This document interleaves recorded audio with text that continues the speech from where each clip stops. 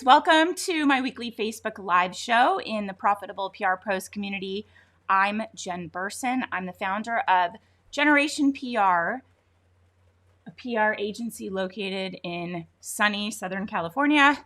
I say that in jest because it's pouring rain and freezing here today, like freezing. And of course, my wonderful dog Lola just wants to be outside.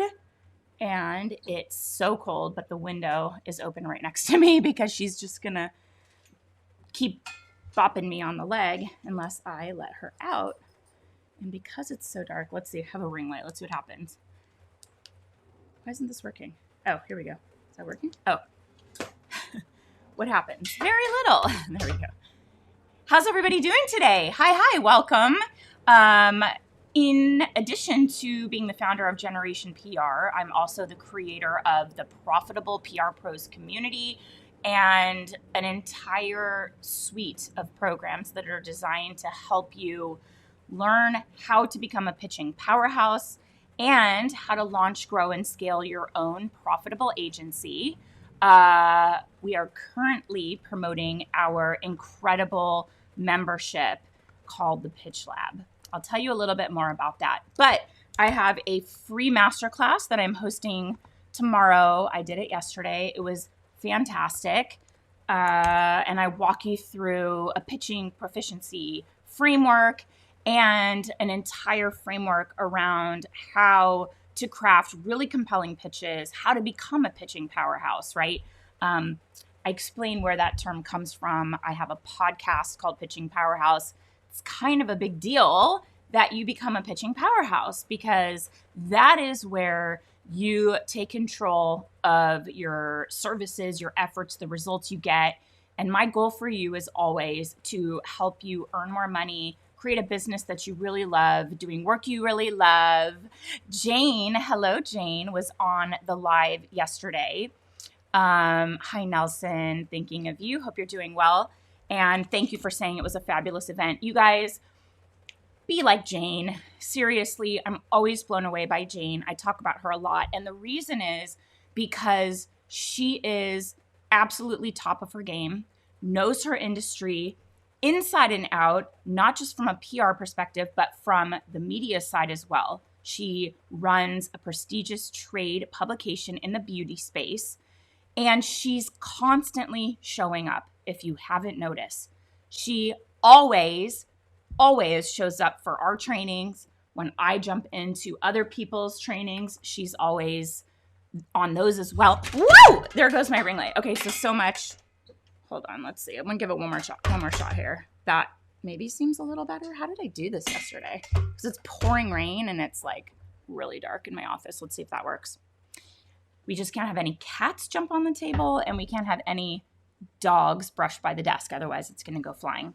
But Jane is constantly showing up and has that mentality that I also have. That is always be learning, always be improving your skills. One thing I'm incredibly grateful for as the founder of different programs and resources for our industry is that it forces us to be on top of perfect. Daria knows that I can't tell it's her. So thank you for clarifying. Being an educator in the PR space really requires us to stay on top of industry trends, to be ahead of the curve so that we can present the most up-to-date information for our community. And I'm realizing how valuable that's been for me as I've built my business. I even updated my proposal deck a little bit, and I included that, because I do think it's really beneficial for clients to understand that, PR is a game, we help them play it, and we're up to date on the rules because we're educators in the space. We take it really seriously, and we apply what we know how to do to make our client campaigns really powerful. So if you haven't signed up for Crickets to Crushing It, we're always in tune.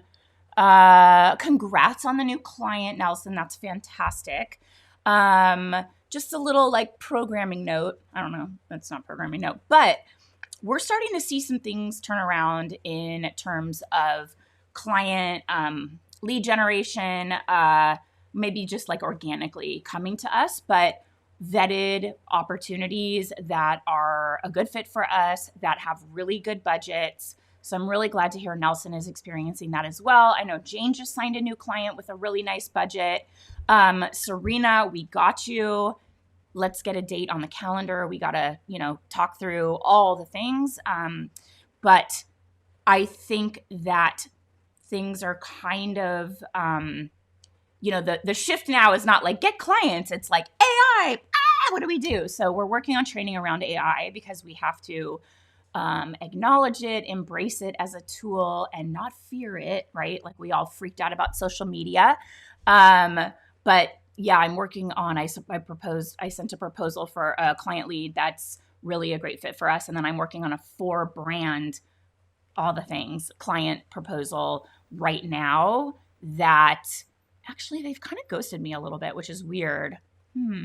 I just think they're managing a lot. Anyway, we'll see. I'll keep you guys posted because I don't like the ghosting aspect, especially when it's my very first client, my old client, the new private equity firm that acquired them, that wants to like have us come back to bring the brand back to its glory days, because what they told me, it's an honor, but it's also really sad, is that the brand lost its soul when we left, which was like 6 years ago.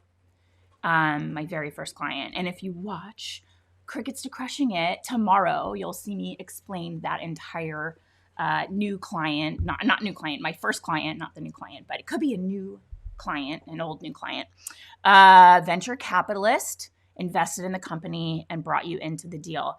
And that's a great note as well, that this is where the best leads come from. It's from your network.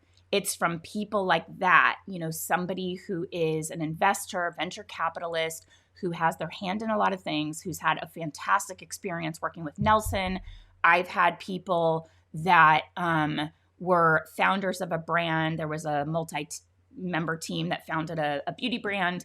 They scattered in 100 directions, and all of the founders have brought me in on various businesses, 2 of which were 2 of our $1 billion clients. And so it's very helpful to maintain those relationships. That's why I always say part ways on good terms. Don't scrap for every dollar you're owed in a contract. If it's not working out or they need to move on for whatever reason, just end on a high note. We never burn bridges.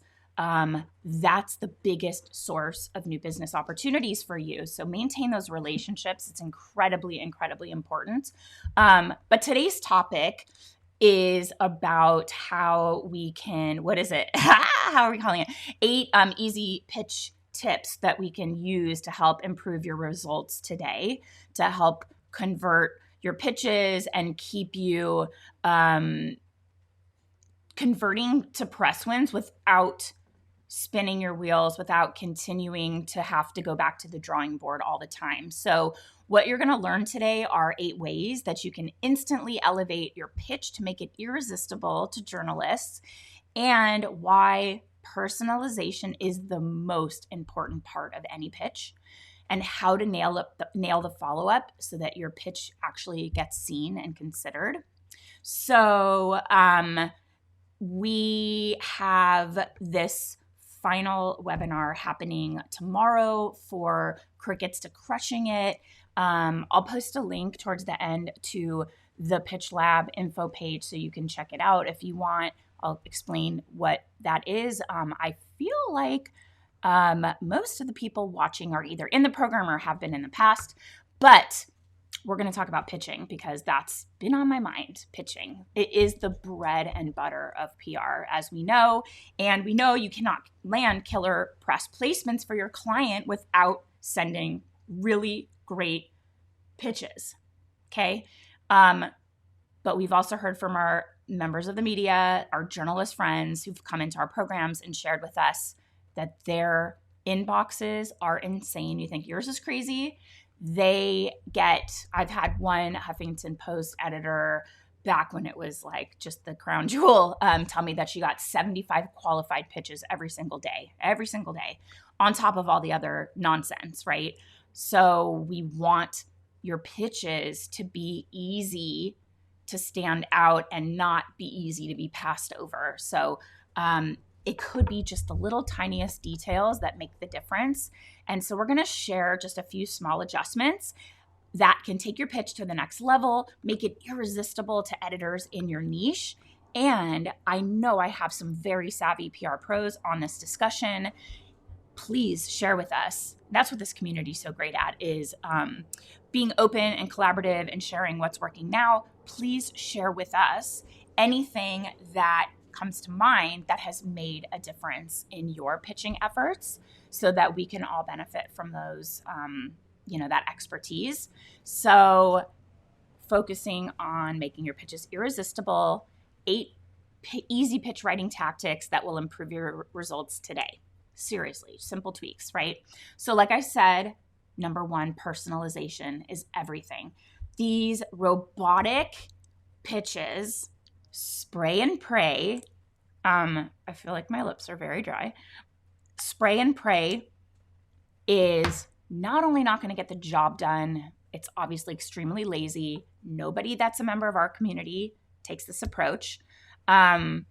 This is going to make a bad impression. It's not going to make no impression. It makes you look really bad, makes you look really lazy. And they can sniff out these spray and pray pitch angles, approaches, emails, whatever you want to call it, because they're not worth your time to even send them. They can sniff it out a mile away and it goes delete, or by the way, sometimes editors will forward them around and be like, get a load of this nonsense. Can you believe this? Not only is this not a good fit for me, but this person has no idea what's going on in this industry. Like, I'm never going to accept a pitch from them again because clearly they're wasting my time. And so I'm never going to look at it again. Did I just spill coffee all the way down my shirt? Yes, I did. Cool. Daria, yes, I know that's you. I can tell by the capitalizations and the emojis. So Daria is saying, since she's been an entertainment publicist since she's 21 years old, always personalized pitches. Pro move. She is a pro. So we know that. And that's part of, what members of our community do differently. And I know it goes without saying, but we kind of have to say it because you would be shocked at the number of pitches that well-respected PR agencies, their teams are sending out that are lazy and spray and pray and just like ineffective, right? So your pitch needs to speak to who the editor is, why this story is relevant and important for them, and why it's the right choice for their publication. Why is it relevant to their readers? What value does this information, this expert, this product, this story angle, what does that add to their readership? And every part of your pitch should be personalized, from that subject line to the pitch body and the call to action and the signature. That's a great suggestion. Daria is saying, if your pitch, and I think that's one of ours, and if not, we'll add it because that's a really good one. If you're not great at writing and editing or grammar, that's fine. You could be a fantastic storyteller and find all those little nuances in your client's story, their brand. But if you're not great at writing and you might overlook typos or you have grammatical errors, you need to get a second set of eyes on that before it goes out, because you need to ensure, as Darius said, that your pitches go out perfectly edited with no grammatical errors, because you're pitching writers. This is what they do for a living. They're writers.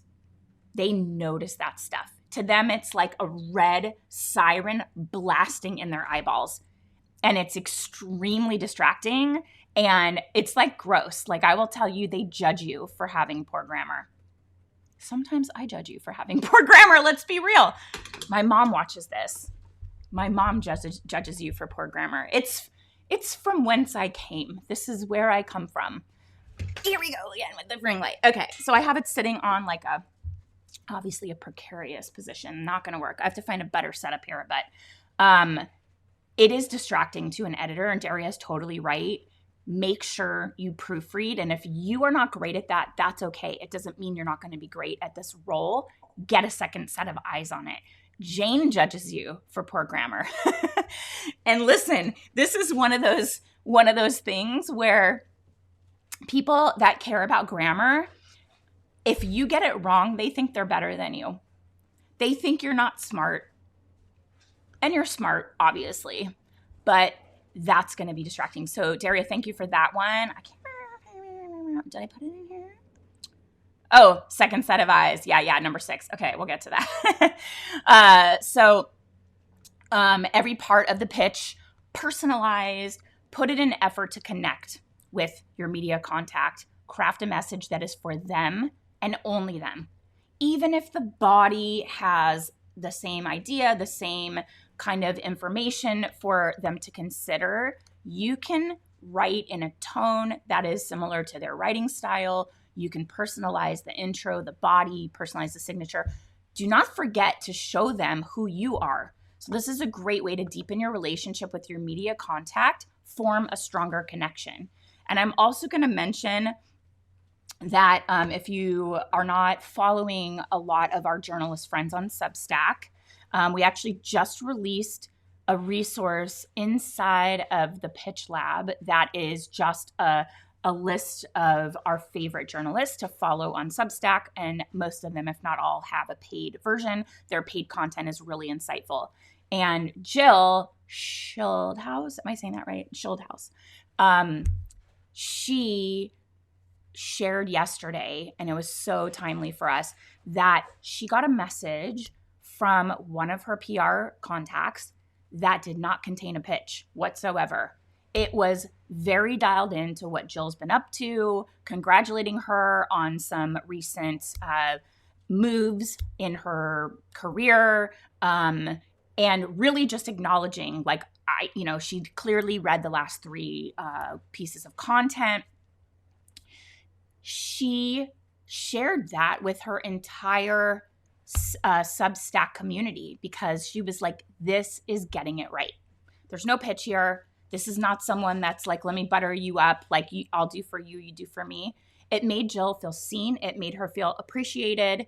And maybe a pitch will follow in a week, a month, whatever, and she'll be more receptive to it. But that's relationship building, and you all should be doing that too. We share a lot about how to create genuine media connections with the gatekeepers in your niche or your niches, because you can't make relationships, nor should you try, with every single possible media contact. It's impossible.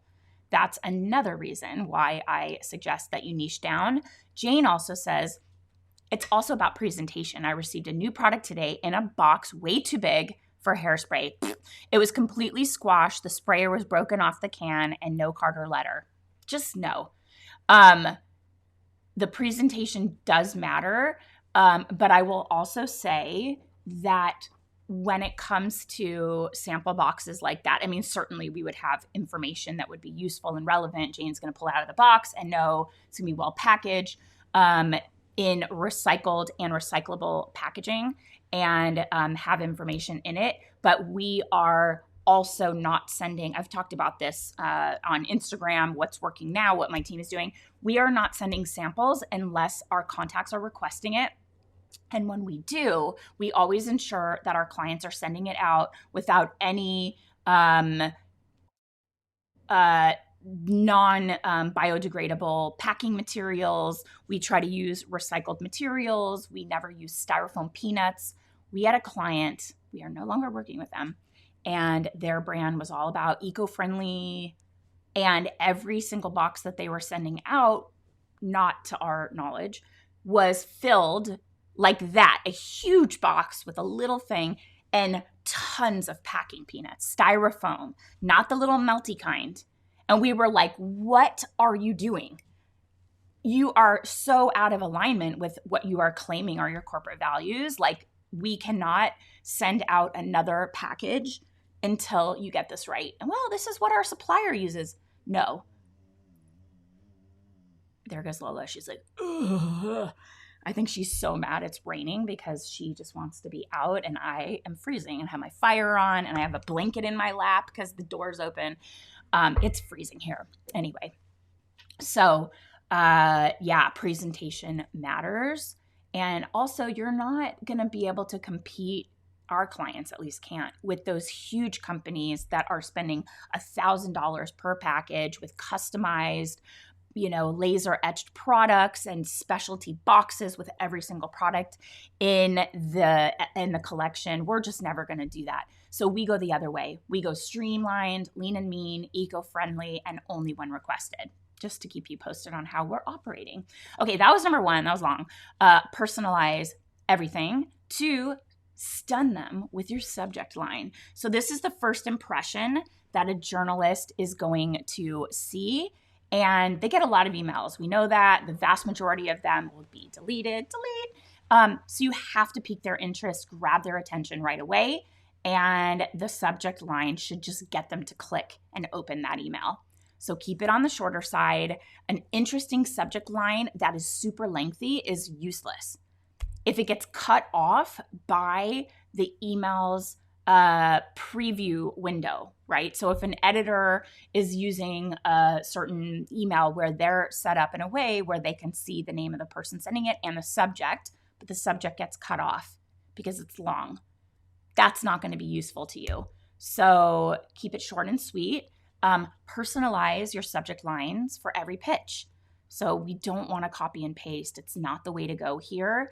A subject line relevant to their beat, that publication, their expertise, their readership, whatever you can do to make it personalized, that's far more likely to get their attention than something super vague.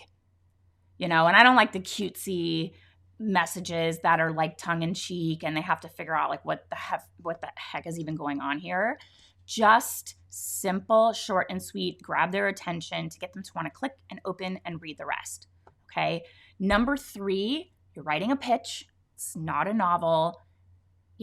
Save the hundreds of words for your book, because just because you can write hundreds of words for your pitch doesn't mean you should. Obviously, you should not. When writing a pitch, the goal is to get the editor all of the info they need just to decide whether or not to proceed with your pitch, your idea, to ask what's next. You can hit your main points, and you shouldn't need more than a few hundred words. And you can summarize your main ideas, the main points, what can this expert speak on, with bullets, just to keep it really simple. And if a journalist, the pitch lead is part 2 of your pitch's first impression, and that's when the journalist opens your email. And if they look and they're like, and they see a massive first paragraph waiting for them, they're not going to want to read all the way through that, just to pull out the information that they need to consider what your idea is. So 2 to 3 sentences just for that lead part. That's best. Short sentences. I tend to write long run-on sentences.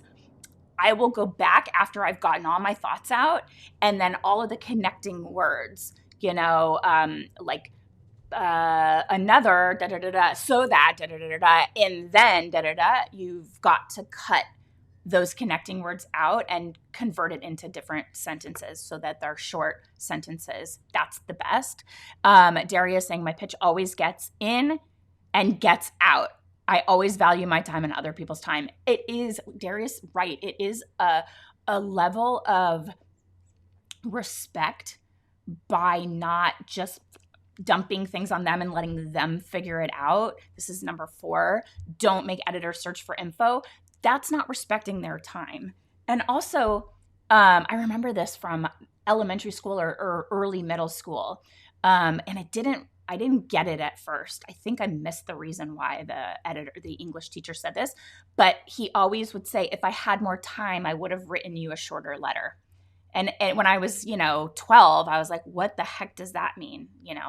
Now I get it.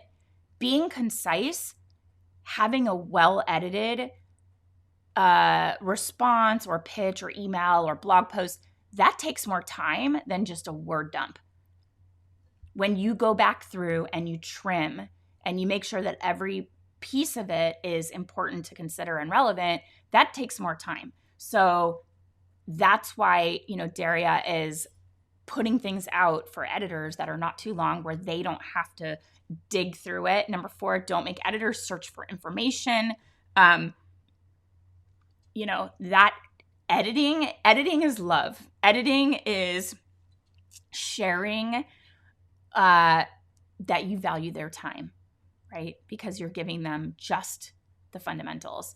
But the other thing here with having editors search for information, editors are really busy. They don't need to take that extra step to head over to Google, search your client's website. You want to link out to relevant info like the client's website and specific products if you're pitching it, so that they can click right through and get that information if they need it at the tip of their fingers. The other thing you want to make sure is that you go through your client's websites and that they are accurate, they're up to date, there's no broken links. This is part of the get ready for press. We talk a lot about this inside the Pitch Lab.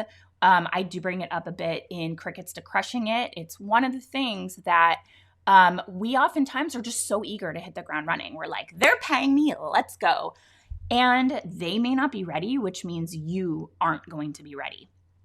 So sometimes when you kick off the engagement, you can spend a little bit of that time going through their assets and making recommendations to get them ready for press success.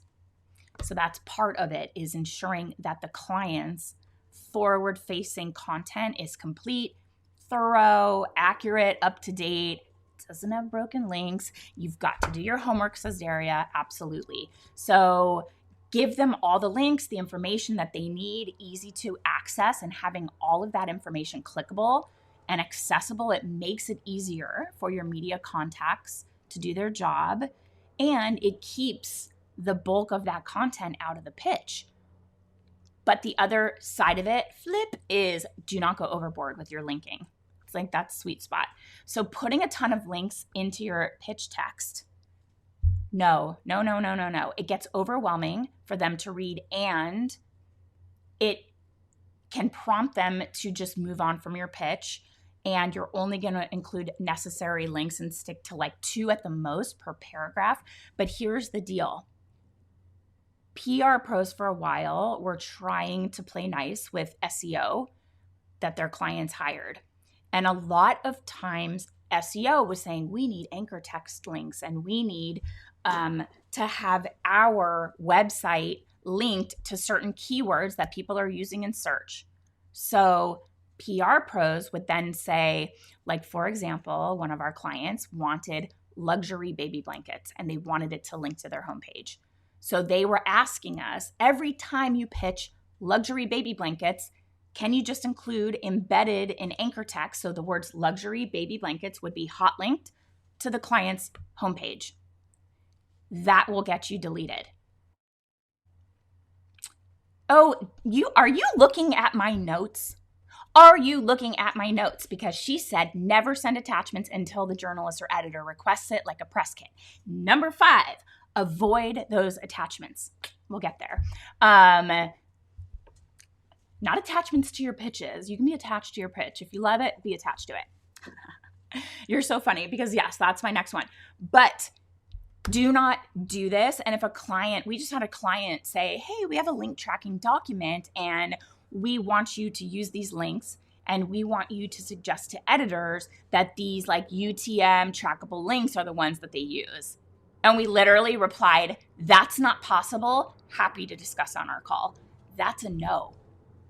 That is a no. You cannot do that. We know now that a lot of the linking goes back to affiliate marketing, things like that. If your SEO team, if your client's SEO team is like, get the PR people bought into this and have their pitches go out linking these keywords that are valuable in search, that's a hard no. Because, here's the reason why.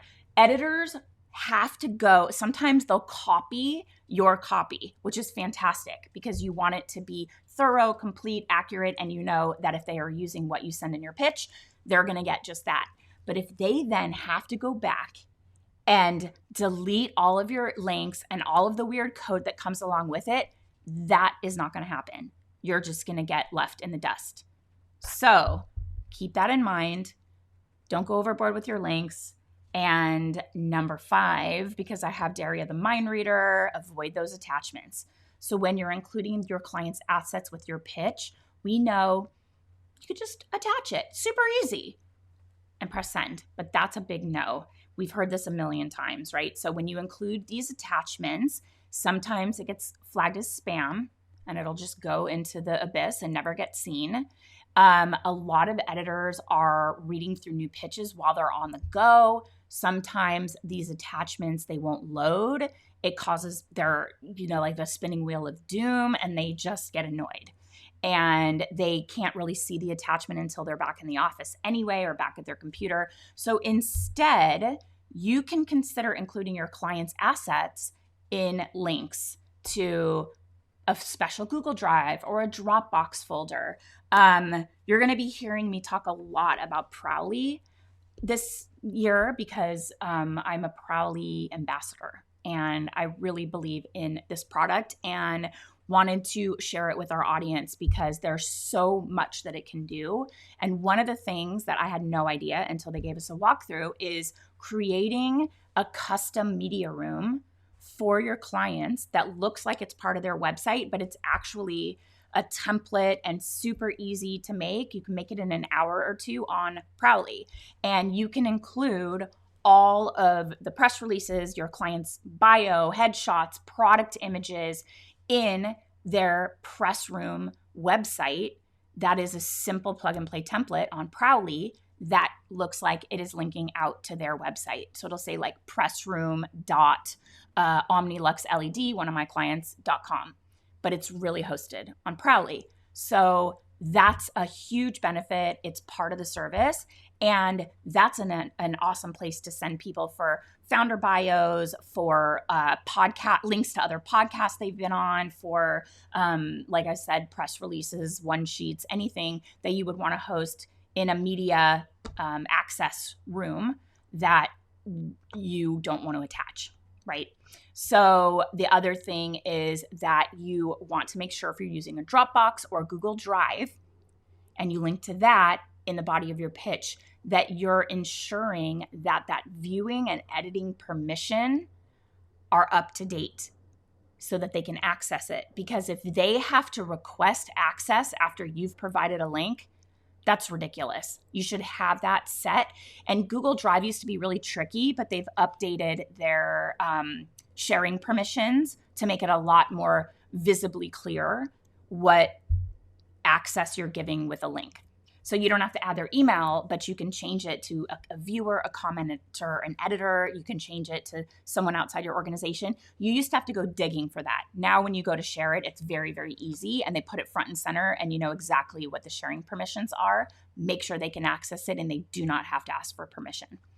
Okay, number 6, Daria. What's number 6? Do you know? Because you're like right on it. Well, actually, I already covered this one a bit, but it's getting that second set of eyes on your pitch. That's your best friend.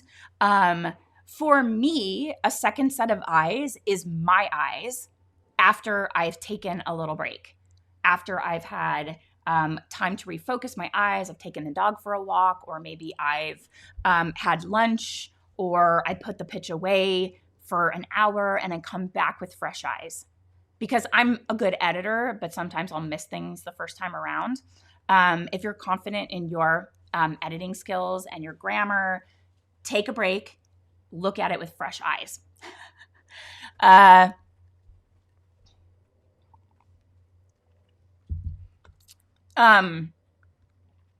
Elizabeth is asking how all of this applies to HARO responses. It's a pitch. Pitch is a pitch, right? And sometimes they'll tell you what they want, and sometimes they'll tell you what they don't want. But Elizabeth is saying, how does it, with in terms of attachments and links and bios and subject line? This is still approached like a pitch. So all the rules apply unless somebody specifically says like, don't include X, Y, Z. So unless anybody else has other insight or like a strategy to share around that, our team approaches Harrow like pitches. They answer the question, they provide the info that's asked, they do it fast because we know how competitive it is. Jane Prowley's awesome. I'm happy to, I think we have like a special promo or something. I don't know what that is, but if you guys are interested in learning about Prowley, let me know, and I can give you a link to give it a try for free. But yes, so like I said, editors, journalists, first and foremost, they're writers. They don't like pitches that have spelling, grammar. It shows a lack of respect, and it shows that they'll think you're not smart. I'm sorry to tell you, they just don't. So you never want them to think that you just threw together a pitch and just sent it out without a second thought, which we never do. But sometimes if there's grammatical errors or little typos, you look like you were haphazard and hasty, which is another part of this pitching framework that I've developed. It's where you are on that pitching proficiency scale. We want to get you to pitching powerhouse. Spray and pray, making mistakes, we call that haphazard and hasty. We're going to move you towards a better proficiency in pitching. That's so funny. I thought I said, oh my God, this is hilarious. So I don't know if any of you have ever heard of misophonia. Or have experienced it. You may have it. You may not know what it's called. It is when chewing makes you angry and drives you crazy, and you cannot stand the sound of chewing. A lot of people don't like chewing, or they hear people chewing gum and it's like annoying to them. This is way beyond that. This is like murder. Like, I cannot be in the room with you. I cannot stand you. Why are you doing this to me? You're eating. Mom, hate to call you out. My mother has it, really around just my dad because he snacks a lot. My son has this, my other son. So not when I say my other son, I've talked a lot about my older son who is on the spectrum and has ADHD and dyslexia and dysgraphia, and he's in a special school. He's thriving. He's like crushing it right now. And I'm so proud. He just, signed up for the basketball team. He played a whole season. He loved it. His friends were like cheering him on. It was awesome.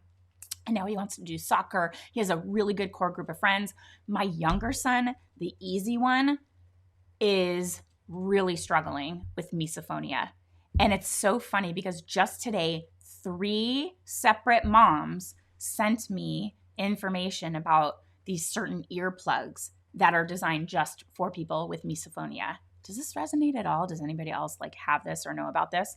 My son has it out specifically for my husband because I guess he chews loud. He cannot stand when my husband slurps soup. And we eat a lot of ramen and pho around here. So it's not peaceful. We can't go to a restaurant. We can't sit and have a family dinner. It's extremely disruptive. He gets up crying, hysterically angry, has to leave the room. He can't stand when my dad comes and chews, his grandpa. And my dad is like, WTF? Like, we're visiting. Why are you so upset? It's very, very disruptive. Anyway, I was just laughing because this is now the 3rd mom today that sent me these earplugs. They must be like listening to me or something on social or listening to my friends. I don't know. Anyway, no misophonia, nothing. Has anyone ever heard of it? It's a thing. Have you heard of this? Do you have a friend that has this? I have a friend, an adult friend who has it, and she is like, it like caused me to end my first marriage. I mean, I'm worried about my son because if he can't get it together, it's going to have an impact on him in his adult life, because how do you go to business dinners? How do you have a relationship with someone if they complain all the time? They complain out in public. I mean, it's, yeah. Anyway, back to the regularly scheduled programming. So check with a team member, back to grammar, check second set of eyes, ask someone to read over it, ask someone in the pitch lab, a member of our community. So many people are just able and willing to get their eyes on your pitch to just punch it up a little bit before you send it. that fresh set of eyes, somebody else, they'll spot those little mistakes that you might have overlooked, anything that, obviously you didn't mean, or like sometimes you'll write something and spell check will change it. And you're going, I didn't mean to say that. If there's clunky wording, like I just had my husband review a pitch. I had a sentence in my proposal for the last, 7 years that he was like, I am reading this. I've read it 10 times. It doesn't make any sense to me. I know what you're trying to say, but this isn't it. So we just took that out and we came up with like a new way to approach giving that information that wasn't so wordy and tricky. So getting that fresh set of eyes. And if you're sending out a last minute pitch and you can't find anyone on short notice, run it through Grammarly, better than nothing. And you can also try reading it out loud. Turn on Zoom, record yourself, or turn on your iPhone and record yourself. And as you're reading it, if you trip up on your words or it sounds wonky, you can catch those small mistakes before it goes out. So that was 6. Your second set of eyes is your best friend, or maybe your best friend is your second set of eyes. Who knows? Number 7, send pitches when your contacts are online. So if you're working after your normal hours or on the weekends to play catch up, which is fine, and you're writing that pitch, wait until the work week to send those emails or wait until normal business hours, because there's no point sending your pitch outside of working hours, because we want to respect that our contacts are unplugged and they don't really want, they're still on their phones and they're checking, and they'll be like, why did this person send a pitch on a Sunday night? I'm still on my weekend. I'm in weekend mode. So they're not going to even review it until Monday anyway. It could get buried in the bottom of their inbox over the weekend. It's just, I love if you want to catch up and get some stuff done in off hours, but boomerang it, get it set up or get ready to send it out during normal business hours. It's best to send your pitches when your media contacts are going to be online. They're going to have their inboxes open. Be mindful of those time zones. And your 9 a.m. isn't necessarily theirs.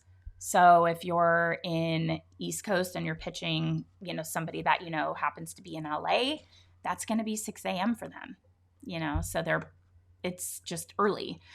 Or if you're Pacific, I just did this actually because I wanted to get something in under the wire, but I sent a proposal at 10 a.m. Pacific to somebody on the East Coast. I haven't heard back from them, so I should probably check in on that, but not the ideal time, given that they probably have been offline and they're probably asleep.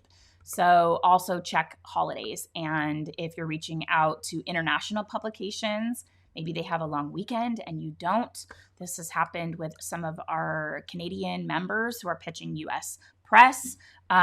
That's another value in the Pitch Lab, is that we're providing those calendars that will help you with the holidays for pitch angles and also just planning your content for long and short lead. And you can start to see, okay, that's a national holiday.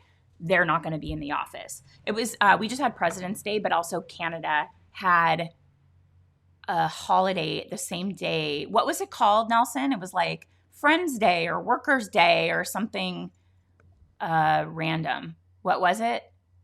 It was just Monday. So they were like, it was a holiday in Canada. And it's like, well, yeah, the US too. They must have Family Day, right? Serena's there too. Yeah, Family Day. So it happened to align with our President's Day. So keep up with that. Number 8, and we talk a lot about this inside the Pitch Lab, and also it's a big point inside the Crickets to Crushing It webinar that I'm doing tomorrow. Crickets to Crushing It. I'm going to post a link again just in case you guys missed it. Sign up. Tomorrow's the last one. But this is all about the follow-up. Don't flub the follow-up. The way you follow up, it's just as important as your original pitch. And journalists and editors, busy people, they might have kept it in their inbox to get back to you. There's a chance they maybe missed it. They didn't see it.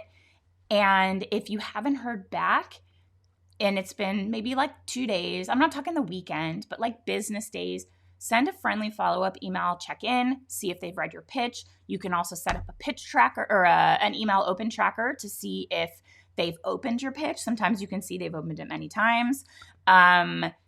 If you don't get a response after that, then move on. And that could be moving on with a new idea for that editor. It could be moving on with that original pitch to a new editor at that publication or a different publication if you did an embargo or an exclusive or something. But once a journalist has accepted your pitch and they're in that writing process, leave them alone for a little bit. Keep that follow-up outreach to a minimum because you're going to annoy them.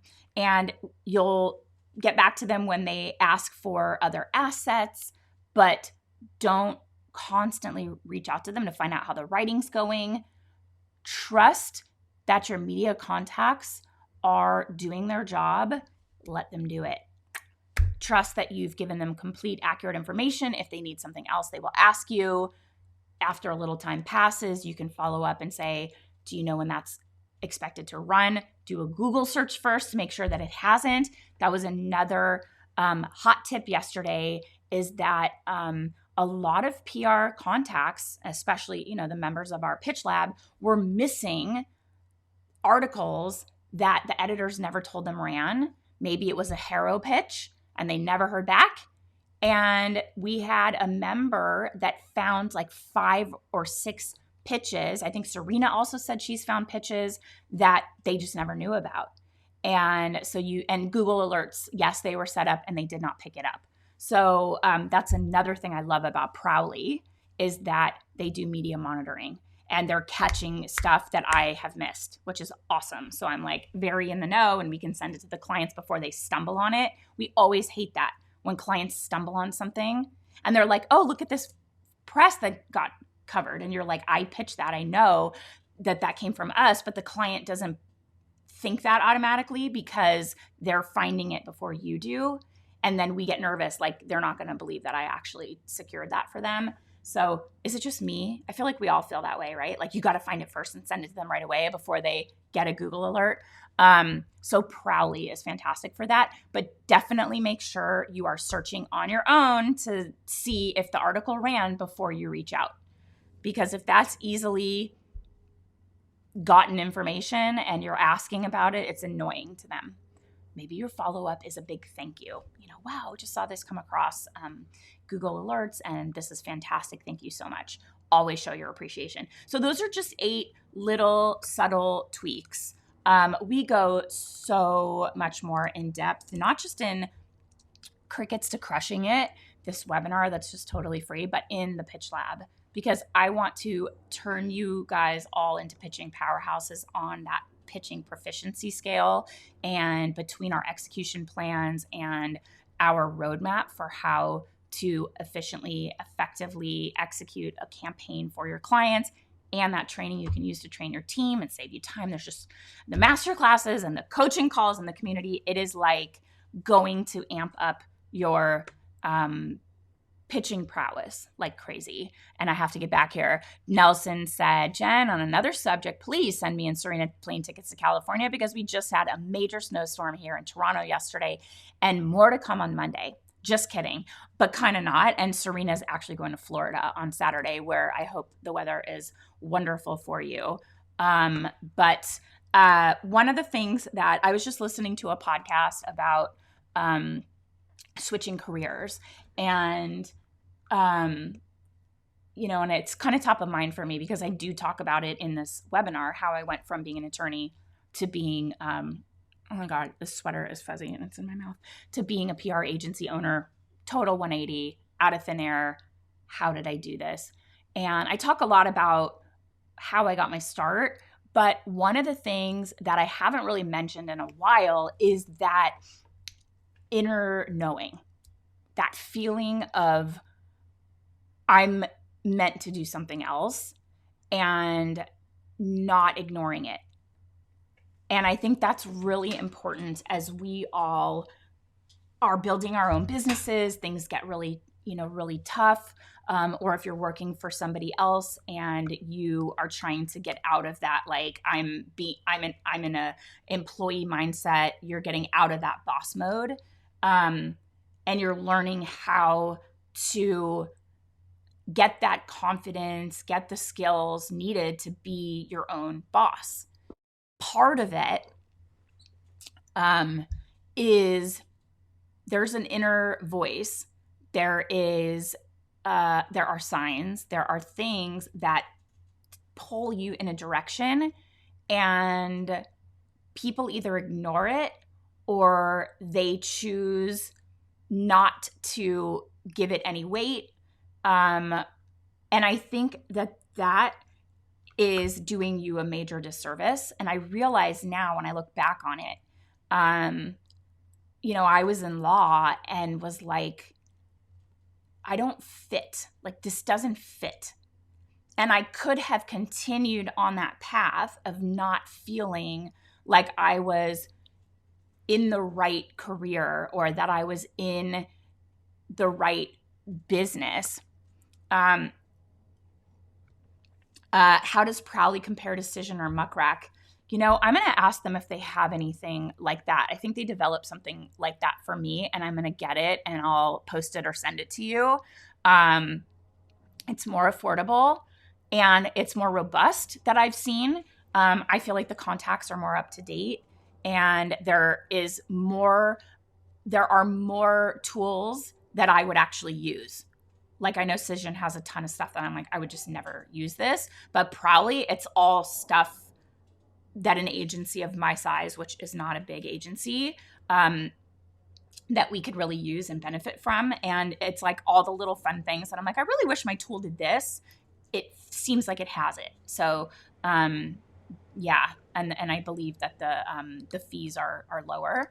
And it's a really, really wonderful company. They're out of Poland. But anyway, anytime there is something in your life that feels like a sign or it feels like a gut feeling pulling you in a certain direction, do yourself a huge favor and pay attention to it. Lean into a little bit, see where it leads you. It could also be a negative gut feeling, right? Like those red flag clients where you're like, my spidey senses are going wacky right now. And this client, we just convinced one of our members to tell a client that she doesn't have the bandwidth because just the courting phase, the client was a nightmare. And she was like, but, she saw it. She wasn't like, but. She just was like, this doesn't feel right. How would you respond to this? And I said, I would respond to it by saying, bye. Like, I'm not your person. I wouldn't try to give them an answer. I would just say, we're not the right fit. Because if they're going to be like that in the courting phase, imagine how they're going to be when they're actually paying you.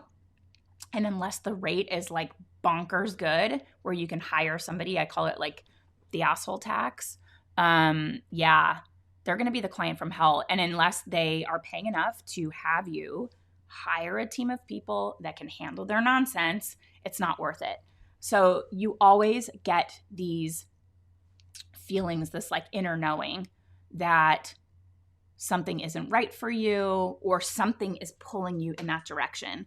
And for me, when I was still an attorney, I've talked about this fragrance company I found in the UK, but way even before that, I had gone into this store in Venice Beach and I walked in. It was called Hey Kukla, and Kukla, I guess, is like a Russian doll. It's like the word for a doll. And there was a old show. I think because my teeth look really weird when I was a kid. Mom, correct me if I'm wrong. Before 2 sets of braces and retainers, my teeth were like, meh. Okay, getting deep here. And there was a show called Kukla, Fran, and Ollie. Old, like really old. And I think the doll had like crazy teeth. It was like a marionette or something, I think. I don't know. And anyway, so the name, I had been told like your teeth, it's probably not a nice thing, but whatever. It was true. My teeth were not great. I needed braces, and it was like Kukla, like the doll. So I walk into the store in Venice on Abbot Kinney, and it was called Hey Kukla. And it was this super cute gift store. And I was buying a gift for my friend Joy for her 30th birthday. This was more than 20 years ago. And I just loved everything in the store. It was like gifty and cute, and everything was like special. And it was a mother and daughter. And I walked in the store and I just felt this feeling of like, I feel happy when I'm in the store. I love what they're doing. I want what they have. And it wasn't that I wanted a store, but I wanted to be around creative products and I wanted to be my own boss. That's what I took away from it. And I ended up randomly, the daughter was so nice to me, and I reached out to her separately. And is anyone still here? You're still here. Okay. And I was just like, can we all go to lunch? You know, I'm a customer at your store. I loved being in your store. I don't even know what I want to talk about, but I just want to like get to know you guys. I don't know what it was. And we all went to lunch, and it turned out that they were going to be launching their own candle company, and they wanted some help. And we had this really lovely lunch, and we were sort of like talking about it all. And it just opened my eyes to the feeling of something out there being a better fit for me. I ended up not doing anything with them and their candle company. I just thought it's theirs and I'm sort of an outsider, but I started thinking about how I would promote it and what I could do that would be helpful to them. And it was just that feeling. I can't explain it. That wasn't the catalyst. The catalyst was finding the fragrance company I found in the UK, pitching the owner, just send me a box of products, let me pitch it. Seeing somebody who was a cousin through marriage who had her own PR firm for beauty brands. And every time I went to her house, she was fabulous. She was flying all over for fashion shows, doing behind the scenes with all these designers, had a closet full of beauty products. And I was like, can I go look at the closet? I just want to look at it. And I would be like, oh my God, I want this. I want a closet of beauty products that I can give away to, you know, try and whatever. But it was that feeling of somebody has what I want. And rather than feeling jealous, it opened my eyes to what was possible. And feeling like if they could have it, I could have it too. And I don't know what that looks like for me, but I'm not going to ignore this feeling. And I don't know, I was just listening to a podcast today and it made me think of that, because I don't know that I ever would have thought there is a possibility of loving the work you do and making great money and having flexibility and freedom if I hadn't seen that mother-daughter duo doing that and feeling that feeling in the store. Like, this is such a better environment for me than being at this law firm. Like, this sucks. I don't want to have to get here by 8 a.m. or a company-wide email goes out that I'm not at my desk. I don't want to have to answer for anyone else. I don't want to always feel like I'm being judged as a woman for what I'm wearing, for the decisions I make about becoming a mom, when I get married, if everyone's already, you know, thinking about like, is she going to have a baby? What does that mean for her career? I just knew that wasn't it for me. I just knew it wasn't. It never felt right. But I started to pay attention to what did feel right. I started to pay attention to who had what I wanted. That's why I always share about my family and being present for my son and now my other son with his wacky misophonia. But really advocating for my son, because I know if I were still in the legal profession, I would not have the bandwidth, the flexibility, and freedom to check into what he needed from me and fight for him and go to his IEPs and go to meetings at his school to get him the support he needs, realizing we had to move him to a different school. I never would have seen that had I not switched careers, because I would have been so head down. It was like all consuming. And Darius saying, Jen, I love this. Trusting our spirits really paid off for both of us. And that is inside all of us.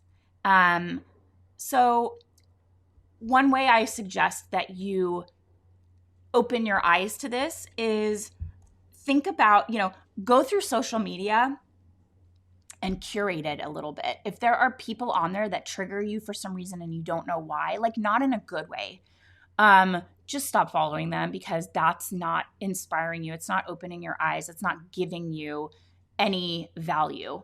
You want to curate a feed of people who inspire you and who show you what's possible and who you can follow to get that insight into how they have done it, whatever that looks like. And maybe their thing doesn't look like what you ultimately will build for yourself or what you ultimately want, but just the fact that they somehow followed their own path. Maybe they got fired from a job or laid off or whatever, and they had no choice to build their own thing. They couldn't get work, and that is a sign. All of those things are signs. And I know a lot of us are like struggling and going through hard times right now. Maybe getting clients or rates aren't converting or whatever it is. But keep an open mind to what this is showing you about what feels right for you and what feels awful for you.